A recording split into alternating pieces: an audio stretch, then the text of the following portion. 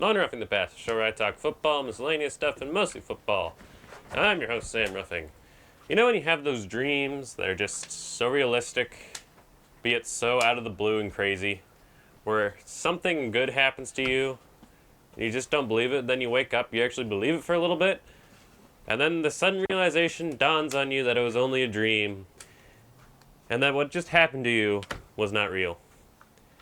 That's what it's been like for the past month and 13 days when we found out that Tom Brady, quarterback of the Tampa Bay Buccaneers, was retiring from the NFL in a surprising move. At first, I couldn't believe that he was going to retire at this age.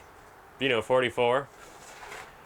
But I wasn't mad. I was accepting it, and hey, it was actually nice. We got a Super Bowl that was nice and calm. Nobody to worry about. Next year would have been great, and all after that. But then you wake up a month and 13 days later. Right before I'm about to work out, I find out that Tom Brady has come out of retirement to play for the Tampa Bay Buccaneers. He just couldn't stay dead. I made a whole video about about my sending him off, congratulating him on a fantastic career, while also rejoicing the fact that he was retiring. And then he goes and does this to me. I begged him not to come back. I begged him. But no, he came back. He just had to come back. The boogeyman, is here to hunt the NFL again.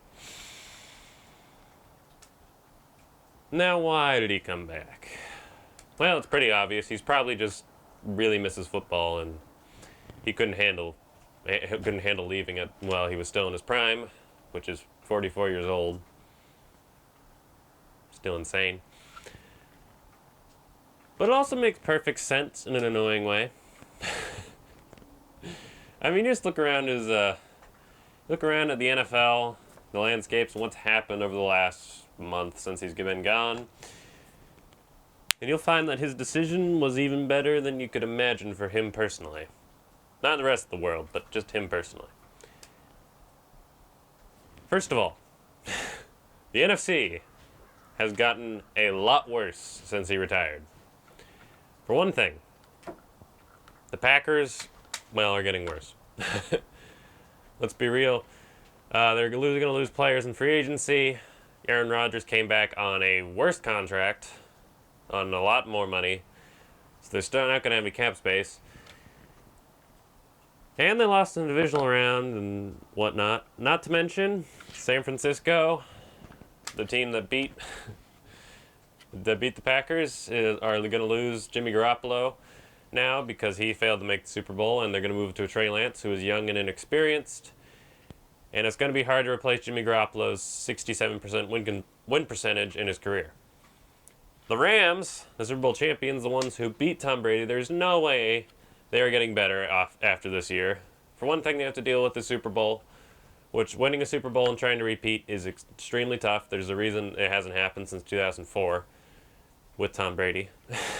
Not to mention they don't have a first, second, or third round pick.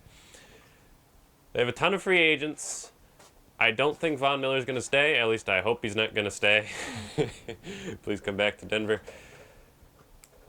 Also, the division in the South still is not good. The NFC South, the Bucs still have a great roster. Bruce Arians is still there. Falcons are the Falcons. They'll probably get better, but the Saints still have cap issues. Panthers are still a complete mess. And one of those two teams could get Deshaun Watson, but if he gets signed, how long is he going to be suspended for? A long time would be my guess. And then, recently, as of Tuesday, Russell Wilson, out of the Seahawks, was just traded to the Denver Broncos to make it even easier for Tom Brady to come back to the NFC. Because now the Seahawks don't have a quarterback. They're in full rebuild mode. The Bears are in full rebuild mode after trading Khalil Mack and letting go of players. Cowboys had to get rid of Amari Cooper, and DeMarcus Lawrence. They're shopping their right tackle. And the Commanders traded for Carson Wentz, so it's easier in that sense. We're going to get into some theories about why he came back. It's probably because we still haven't gotten the Bucs-Patriots Super Bowl. This year would have made too much sense to do it. Next year, however, if it's Bucs-Patriots, don't be surprised. Even in that loaded AFC, New England could still come out on top. This has been Roughing the Passer. The Boogeyman cannot stay down. I want you to like, comment, subscribe below. It would be nice. And I'll see you all later.